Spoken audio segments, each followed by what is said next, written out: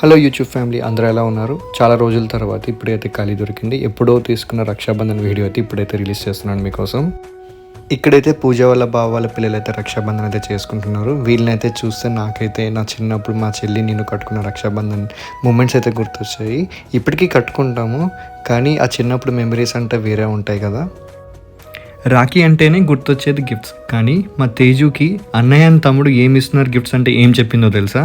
నాకు గిఫ్ట్స్ వద్దు బాబాయ్, బాండింగ్ ఉంటే చాలు అని చెప్పింది. ఆ మాట వినగానే నాకైతే చాలా బాగా అనిపించింది. వెంటనే పూజ వాళ్ళ అక్కకైతే అడిగింది, ఎవరు నేర్పించారు తేజుకి మాటలన్నీ. వాళ్ళ అక్క అయితే పూజకి ఇలా చెప్పింది, నేనైతే నా పిల్లల్ని ఇలానే పెంచాను, వాళ్ళకి చిన్నప్పటి నుండి రాఖీ అంటే బాండింగ్, గిఫ్ట్స్ కాదు అని నేర్పించారంట. నాకైతే చాలా బాగా అనిపించింది ఈ జనరేషన్లో కూడా ఇలా అని. ఇక్కడితో చిన్నపిల్లల రక్షాబంధన్ అయితే అయిపోయింది. ఇలానే మనం మన కల్చర్ని మన నెక్స్ట్ జనరేషన్కి ఇలానే నేర్పించాలి.